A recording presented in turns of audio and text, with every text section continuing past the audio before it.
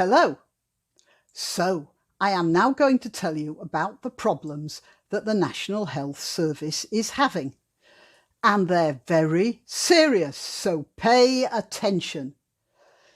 It's not the thousands of patients backed up waiting for appointments, delayed by COVID, by the way, and it's not the shortage of doctors or the decreasing number of disillusioned nurses who don't want to take a third shot of the vaccine, or even a second, or perhaps even a first. I'll tell you what the really, really serious problem is.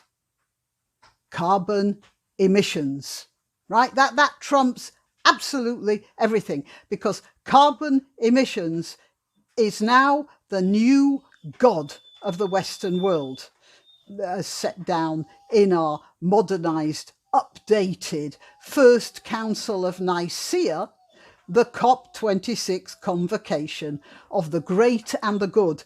You can hear the dog groaning there, whining there in the background. He's of an opinion with me about the state of the NHS. Pay no attention to him. So the COP26 was a convocation of the great and the religious good, and we saw it in all its ecclesiastical glory in Glasgow recently. Now, just to backtrack a little, when Queen Victoria had ether to knock her out during childbirth, there were a lot of doctors thoroughly outraged by it. And why? Because it says in the Bible, Genesis 3:16 to be precise, that God punished Eve for taking the fruit of the tree of knowledge by telling her that in pain shall you bear children. And so avoiding the pain, that would be avoiding God's edict. Anyway, quite a few women took no notice whatsoever of this little contravention of the rules of that religion.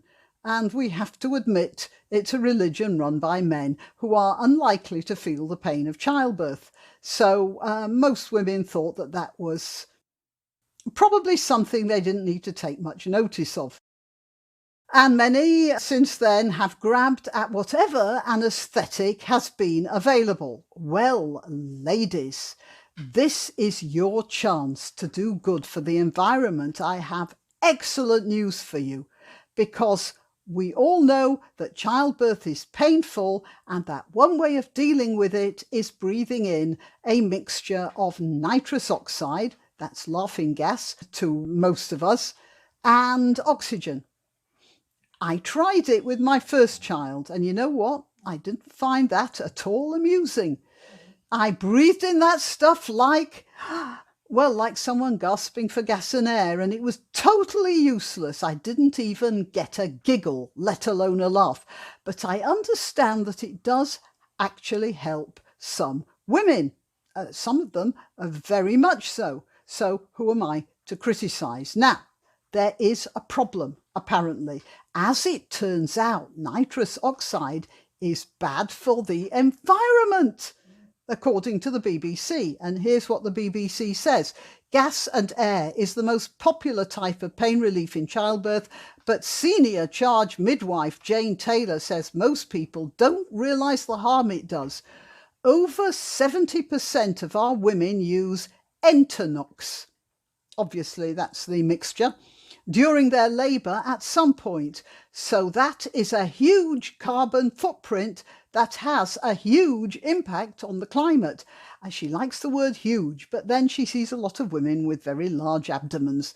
Who would have believed that nitrous oxide could have been so damaging? So as well as paper nappies, sterilising units and plastic rattles being off the list for the ecologically aware mother-to-be, the gas and air is off too.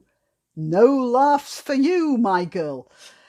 Tell you what, the best way to save the planet would be not to have children at all, wouldn't it? But that's not all, according to the BBC, because it's not just the people having children. Anaesthetic gases released into the atmosphere account for around 5% of the carbon footprint of NHS acute hospitals. The biggest contributor to that 5% is Entonox. But gases used to keep patients asleep during surgery are also highly damaging to the atmosphere. So, all you selfish acute patients, you'll have to stay awake through that appendectomy, won't you?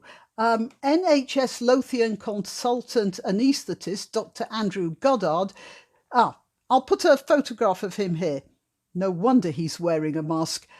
Says they've worked hard to reduce the use of these harmful gases in the operating theatre.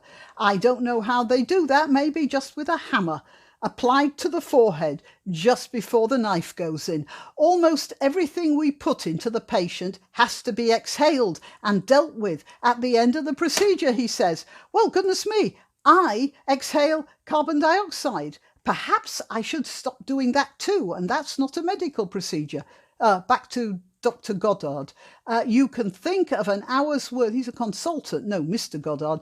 You can think of an hour's worth of general anaesthetic compared to the number of miles driven in the car by calculating the equivalent quantity of carbon dioxide emitted. An hour's worth of an anaesthetic is in the region of driving 100, 200 or 300 miles in a car. Well, that's pretty specific, isn't it? You have an operation and that could be 100 miles in a car or 300 miles in a car.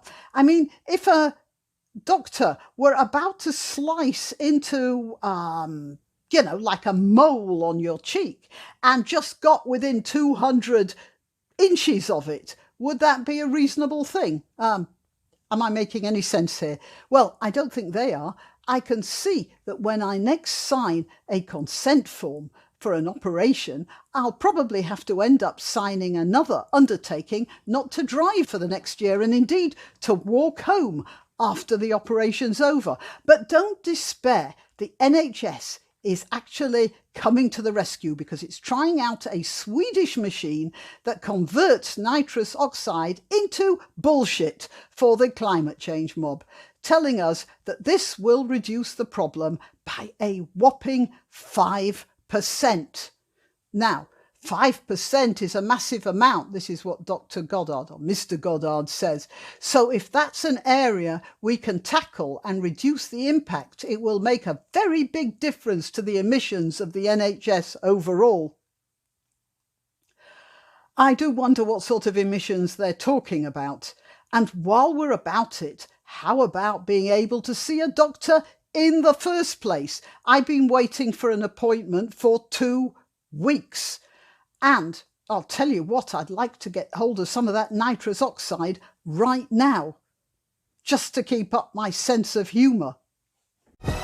Why not treat yourself or a favoured relative or friend to these magnificent examples of merch? The mugs and t-shirts come in the Graniopteryx design or Grambo with a firearm or the more deadly knitting needles. Go to www.graniopteryx.com and whatever platform you're watching this on, please click like, subscribe and share.